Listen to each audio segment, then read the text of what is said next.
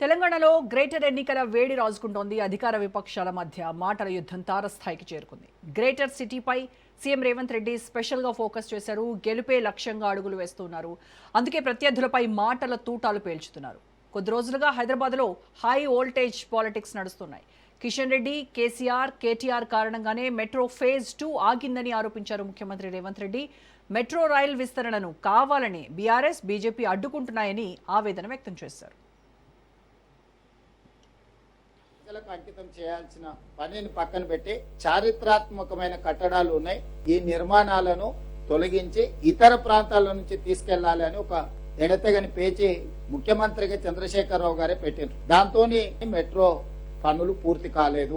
ఏ పంచాయతీ లేదు కిషన్ రెడ్డి గారు, మీ పట్ల నాకు గౌరవం ఉంది, అదే సమయంలో మీ పట్ల అసహనం ఉంది.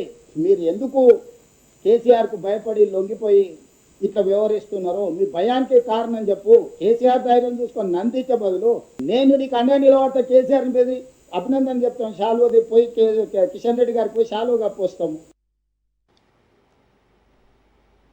అహ్మదాబాద్, విశాఖ మెట్రోలకు అనుమతులు ఇచ్చి హైదరాబాద్కు బ్రేకులు వేయడంపై తెలంగాణ సీఎం ఆగ్రహం వ్యక్తం చేశారు. అలాగే 30,000 కోట్ల విలువైన ఎల్ఎన్టీ ఆస్తుల్ని 15,000 కోట్లకు రాష్ట్ర ప్రభుత్వం కొనుగోలు చేసింది. ఐఆర్ఎఫ్సి నుంచి ఎల్ఎన్టీకి 13,600 కోట్ల రుణాలకు పచ్చజెండా ఊపింది. కానీ లోన్ డబ్బులు ఎల్ఎన్టీకి ట్రాన్స్ఫర్ కాలేదన్నారు రేవంత్. ఐఆర్ఎఫ్సి లోన్ మంజూరు చేయకుండా కిషన్ రెడ్డి అడ్డుకున్నారని ఆయన ఆరోపించారు. ఇప్పుడు కిషన్ రెడ్డి నేను అడుగుతున్నా, లోను ఐఆర్ఎఫ్సి ఆపడానికి కారణం ఏందో మీరు చెప్పండి. ఆ లోనును విడుదల చేయించడానికి మీరు మాట్లాడారా? మీరు బాధ్యత తీసుకుంటారా, తీసుకోరా? రెండవ విడతకు భారత ప్రభుత్వం 50% భాగస్వామిగా నిర్మాణానికి ముందుకు వస్తుందా, లేకపోతే ఆ రెండో విడత కూడా మేమే మా డబ్బులతో కట్టుకోవడానికి మీరు ఎన్ఓసి ఇస్తారా? దీనికి సమాధానం చెప్పండి కిషన్ రెడ్డి గారు. నేను దీని గురించి మాట్లాడితే కిషన్ రెడ్డి గారు సవాళ్ళు చూస్తుండు, తొడలు కొడుతుండు, దెబ్బలు దరుచుకుంటుండు, నన్ను అడ్డుకునేటోడు పుట్టలేదు అంటాడు, నేను ఇళ్ళనే పుట్టిన ఇళ్ళనే చచ్చిపోయినా అంటాడు, నువ్వు ఎల్లనైనా పుట్టి ఎల్లనైనా చచ్చిపో, నువ్వు ఎంపీ కాబట్టి కేంద్ర మంత్రి కాబట్టి అడుగుతున్నా, లేకపోతే నీతో నాకేం పని ఉంది? మరోవైపు తెలంగాణ సీఎం రేవంత్ రెడ్డి వ్యాఖ్యలను బీఆర్ఎస్ వర్కింగ్ ప్రెసిడెంట్ కేటీఆర్ తీవ్రంగా ఖండించారు. మెట్రో ఫేజ్ 2 పర్మిషన్ను తేవడంలో ఆయన ఫెయిల్ అయ్యారని మండిపడ్డారు. రేవంత్ 71 సార్లు ఢిల్లీ వెళ్లినా ఫలితం లేదన్నారు కేటీఆర్. తక్షణమే హైదరాబాదీలకు రేవంత్ క్షమాపణ చెప్పాలని డిమాండ్ చేశారు కేటీఆర్.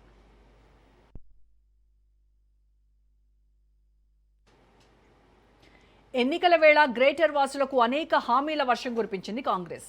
ఎల్బీ నగర్ నుంచి బీహెచ్ఈఎల్ వరకు మెట్రో రైల్ వేస్తాం, సికింద్రాబాద్, నాంపల్లిలో స్కై వాక్స్ నిర్మిస్తాం, తెల్ల రేషన్ కార్డు ఉన్నోళ్లకు ఇంటి పన్ను తగ్గిస్తాం అన్నారు హస్తం లీడర్లు.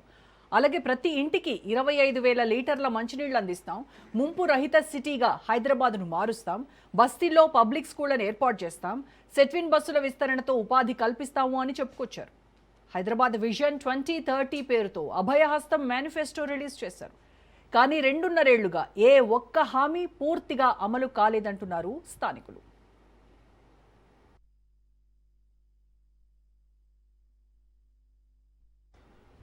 వాస్తవానికి గ్రేటర్ హైదరాబాద్లో డబుల్ బెడ్రూమ్ ఇళ్లు లేవు, కొత్త కొలువులు లేవు, వరదలు ముంచినా పలకరించే నాథుడు లేడు. హామీల ఊసే లేదు. ప్రజాపాలన మాటల్లో కానీ చేతల్లో కనిపించడం లేదు. దీంతో కాంగ్రెస్ పాలనపై భాగ్యనగర వాసుల్లో నమ్మకం సన్నగిల్లుతోంది. జనాల్లో నెలకొన్న అసంతృప్తి ఆగ్రహ జ్వాలలై రగులుతోంది.